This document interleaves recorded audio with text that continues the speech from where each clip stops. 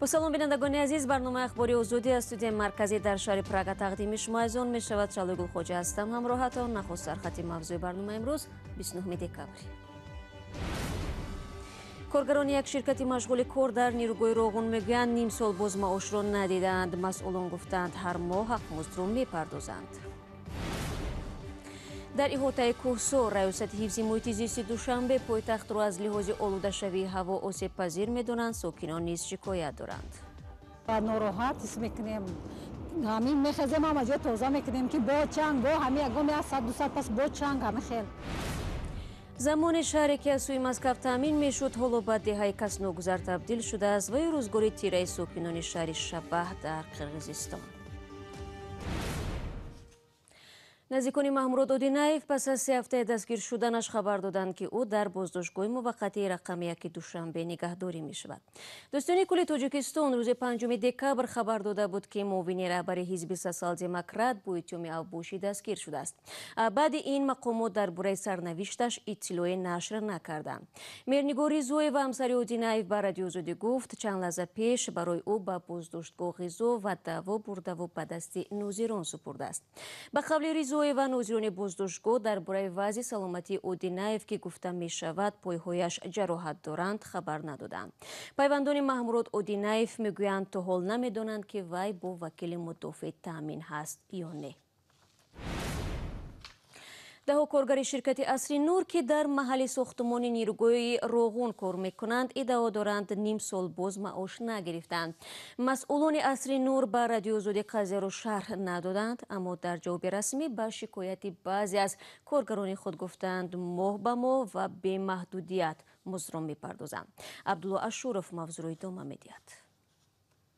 با ادعای کارگران در شرکت عصر نور 160 نفر فعالیت داشتند و به سبب تأخیر در پرداخت معاش تاکنون 20 کس کار خود را قطع کردند. مدینه کنجایوا ساکن ناحیه شهرتوز روز 29 دکبر در صحبت با رادیو آزادی گفت همسرش تیمور کنجایف در شرکت عصر نور کار میکند و بار آخر به حساب بانکیش ماه ایون امسال پول گذاشته است. او گفت برای فهمیدن اصلی مسئله به نام رهبریت نیروگاه روغن نامه نوشتند و در جواب این را گرفتند. معاش کارگران برای ماه ینور امسال پرره و ماه فوریه 50% پرداخت شده است. با دریافت مبلغ از طرف فرمایشگر مزد کاری تیمور کنجایف پرره پرداخت خواهد شد. گفته می شود در این نامه. کنجایف میگوید بعداً مسئولان شرکت تا ماه ایون نیمه از ماه معاش شوهرش را دادند، اما نیم سال باز به حساب بانکیش چیزی نگذاشته است. کارگر دیگر شرکت عصر نور محمد سعید کریموف گفت 6 ماه می شود بی معاش فعالیت دارند. هر هفته میگویند که معاش را میدهند، اقلا 30 یا 50% را. روزها میگذرد ولی مزد کار را نمیدهند و سببش را هم نمیگویند. وی افزود مزد کاریش از 2000 سامانی بیشتر است و آنها 15 روز یک ماه را در نقب نیروگاه میگذرانند. او میگوید با وجود نگرفتن معاش به فعالیت ادامه میدهد تا از این کار هم نماند. طاهر رحیموف رئیس شرکت عصر نور پس از شنیدن سوالهای رادیو آزادی طریق تلفن گوشی را گذاشت و به زنگ‌ها دیگر پاسخ نداد. او پیشتر در نیروگاه سنگتوده 1 کار میکرد و بعد از آغاز ساختمان نیروگاه روغن به اینجا آمد. بار اول نیست که کارگران شرکتی مشغول کار در محل ساختمان نیروگاه روغن از نگرفتن معاش شکایت میکنند. در ماه ایون امسال گروهی از کارگران نیروگاه شکایت کرده بودند که معاش 5 ماهه خود را نگرفتند. بعد آن قاهر رسولزاده سروزیر تاجیکستان که همزمان مسئول ساختمان نیروگاه روغن در حکومت است در حضور کارگران وعده داد به زودی معاش می شود، ولی کارگران عصر نور میگویند از آن زمان 6 ماه گذشت ولی وضع به طور مثبت تغییر نکرد. طرح نیروگاه روغن در زمان شوروی تهیه و کارهای ساختمانی آن همان وقت آغاز یافته بود. به دلیل جنگ شهروندی، نداشتن پول و هم مخالفت کشورهای پایان آب آسیای مرکزی، تاجیکستان نتوانست آن را تکمیل کند و تنها سال 2016 به ساختمان اساسی آن شروع کرد.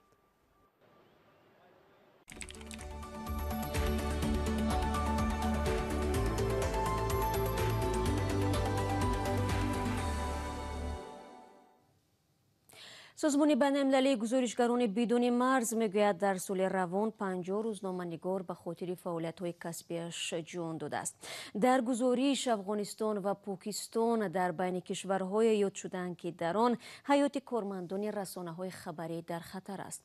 در افغانستان مسئولان قتل 5 ژورنالیست را تا حال معلوم نکردند. اما همکار ما مومن احمدی در گزارش خود میگوید که در این اواخر کارمندان قدرتی و دولتی نیز هدف حمله قرار میگیرند. روز دوشنبه بر اثر حمله بالای اتوبوس حامل کارمندان دولتی در شهر کابل یک کس فوتیده 13 نفر دیگر جراحت برداشتند. شاهدان عینی و افسران پلیس میگویند بمبگذار سوار دوچرخه خود را با اتوبوس حامل کارمندان اداره دولتی آمار و اطلاعات برابر کرد و همان زمان صدای ترکش بلند شد. طرفای دیگر بود که یک موتر از سایه مرکزی میخواست که از پل گذرگاه عبور کنه و در جریان عبور بود که یک دانه بایسکلکی در نزدیکش خود رساند. نزدیک هم نوش پل دور کرده بود که همینجا یک گرمبس صدا آمد و در مرسیدس همی کارمندای سایه مرکزی بود که همو بسیاریشان اوگار شده بودند و چند نفرش بسیار یک حالت وخیم به خود داشتند.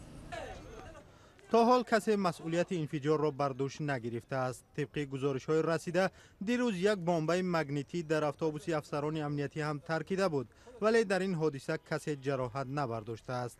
سر از ماه سپتامبر هیئت‌های حکومت افغانستان و طالبان افغان راه‌های ختم جنگ 19 ساله افغانستان را بررسی دارند، ولی این کشور همانا با خشونت روزافزون مواجه می‌باشند. هفته‌های اخیر حملگران بمب‌های خرد مگنیتی استفاده می‌برند. اکثریت طالبان را مسئول این حمله می‌شمارند. شما برنامه خبری رادیو زودی رو تماشا دارید و برمیگردیم به تاجیکستان. مقامات توجیک به نشاندادهای سازمان والت ایر پالوشن که وضع آلودگی هوای شهر دوشنبه را خطرناک گفته است پاسخ دادند. بخش اکولوژی حکومت دوشنبه میگوید هرچند ارزیابی این سازمان تنها به یک گوشه پایتخت مربوط است، ولی با این وجود افزایش واسطه‌های نقلیات و واردشوی پیوسته طوفان چنگ از ایران و پاکستان به هوای دوشنبه تاثیر منفی میرساند. علیشیر ظریفی و امرالدین اولیموف موضوع را پیگیری کردند. سامانه سازمان والت ایر پولوشن که وضع آلودگی هوا در شهرهای جهان را به طور آنلاین همه روزه نشان می‌دهد، هوای شهر دوشنبه را آلوده و خطرناک بازگویی کرده است. خلاصه های این سازمان بر اساس نشاندادهای دستگاه سنجش وضع آلودگی هوا که در سفارت آمریکا در تاجیکستان جایگیر است برآورده شده است. مسئولان ریاست حفظ محیط زیستی پایتخت این ارزیابی را مربوط تنها یک گوشه شهر دوشنبه گفتند، چون به قول آنها از روی نشاندادهای یک دستگاه نمی شود فضای عمومی شهر را بهاگذاری کرد. بگیم که ریلیف محلی شهر دوشنبه ناهموار است. برای همین مثلا گریم در یک نقطه مانده از اون ستانسیا بهادی کردن الکی خطا می شود. یعنی خطای پورا هم نشود ما کاملا درست بها داده نمیتوانیم. مثلا گریم اون یک ستانسیه که در خود داخل سفارتخانه ایالات امریکا است، در قسم قبط و نزدیکی های خود سفارتخانه تا سال اخیر و نمی سال جاری ساختمان راه و دیگر امارات بنا و انشاءات ها صورت گرفته ایستادند و از همین حساب نشان دهنده چنگ در همون تشخیصگاه خود سفارتخانه البته زیاد نشان می‌دهد. با این وجود مسئولان میگویند شهر دوشنبه با نظرداشت موقع جغرافیاش از لحاظ آلوده‌شوی هوا آسیب پذیر است. افزایش واسطه‌های نقلیات به منبع اساسی اخراج پرتاب‌ها به هوا تبدیل یافته است. سالانه واسطه‌های نقلیات در حدود پایتخت تاجیکستان 20,000 تن پرتاب به هوا اخراج می‌کنند که این نشان داد از پرتاب کارخانه‌های صنعتی حدود دوشنبه بیشتر بوده است. مرکز برق و گرمیدهی شهر دوشنبه، کارگاه‌های آهنگودازی کنار پایتخت و کارخانه استحصال سمنت از بزرگترین منبع‌های دائمی اخراج پرتاب به هوا گفته می‌شود. ساکنان اطراف این کارخانه ها در گذشته و امروز هم از دود و آلوده‌شوی حولی و منزلشان نگرانند. خیلی همون کی نمیفورد چنگ هیچ که در البته نمیفورد ناراحت است میکنیم. همین میخزیم هم از تازه میکنیم که با چنگ با همین گامی از 100-200 پس با چنگ همین خیلی چنگ هسته. این همی آزی با کمتر تازه با میشده هم خیلی. اومن یک معموی هست. کارشناسان میگویند با مشکل آلوده‌شوی هوا باید از نگاه تکنیکی توجهی بیشتر شود. شهر دوشنبه در بلندی 800 متر از سطح بحر واقع است. بعد تصویری بسیاری ها موقع شهر دوشنبه به گونه دیگدان است که از سه سمت در احاطه کوهسار قرار دارد و وزیدن بادها احیانا احساس می شود. گذشته از این به گفته کارشناسان، تاجیکستان در سمت حرکت خاکبادها از قسمت جنوبی قاره آسیا و شمال افریقا قرار دارد و به این دلیل همساله در فصل تابستان روزهای زیاد خاکباریش در این کشور مشاهده می شود. ساکنان یک دهه بلندکوی قرقیزستان که در نزدیکی مرز با چین واقع است از مقامات می‌خواهند منطقه آنها را با اینترنت پیوست کند. حالا به خاطر دسترسی خوانندگان به بعضی از منبع‌ها فعالان به مکاتب منطقه کارت مخصوص آوردند. ساکنان دهه بلندکوی انیلچک در قرقیزستان که آن را چون شهر شبه هم می‌نامند در چه شرایط زندگی دارند به گزارش همکاران ما توجه کنید. در این دهه رهبران و افراد منصبدار زندگی می‌کردند. حالا در این ده یک تعدادی کمی ساکنان ماندند. قبلا انیلچک را شهر می نامیدند. در اینجا کارخانه زیاد فعالیت داشت و کارمندان را هم مسکو با معاش بلند تامین می کرد.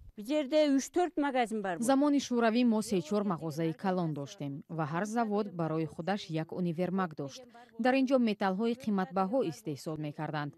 تقریبا 20,000 نفر کار می کردند. زندگی در جوش بود. انیلچک در مرز با چین جایگیر است. برای به اینجا آمدن باید از کمیته مرزبانی اجازت نامه گرفت و همچنین 5 ساعت راه دشوارگذر و خطرناک را طی کرد. مسافران در این راه از بند ماندن در سردی می ترسند زیرا ماشین می تواند در راه از کار بماند. علاقه اینجا اصلا نیست. موج خط علاقه تنها پس از وارد شدن به دهه پیدا می شود. علاقه مابیلی و آب را همین چند سال پیش پس از ارسال شدن صدها نامه شکایتی از جانب ساکنان به ده آوردند. اما ساکنان از اینترنت محرومند. اینجا فقط موج یک شرکت موبیلی میگیرد. به ما از ناحیه زنگ زده خبرها را میگویند. هر وقت به مرکز ناحیه رفتیم بعد وارد اینترنت میشویم و به نامه ها جواب میگوییم. از خبرهای جهان طریق تلویزیون آگاه میشویم. به تلویزیون هم ساکنان این ده در چند سال اخیر دسترسی پیدا کردند. تا این وقت خبر و حادثه های کشور و جهان به ساکنان این ده از دهان به دهان می رسید. با توجه به این همه ده انیلچک را شهر مرده و شهر شبه می نامند. مدیر مکتب حمام نو و حاجتخانه های نوساخت مکتب را نشان می دهد. در نزد مکتب باغچه برای کودکان خردسال هم تأسیس دادند تا به انجام رسیدن بنای کلان باغچه کودکان خردسالان به اینجا می آیند. این همه با کمک پولی سازمان های غیر دولتی ساخته شده است. به پول دولت ساکنان انیلچک چندان امید ندارند. روزنامه‌نگارانی مثل شما میآیند همه چیزهای بد را ثبت کرده با نام شهر شبه نشر میکنند. ولی آیا ما شبه هستیم؟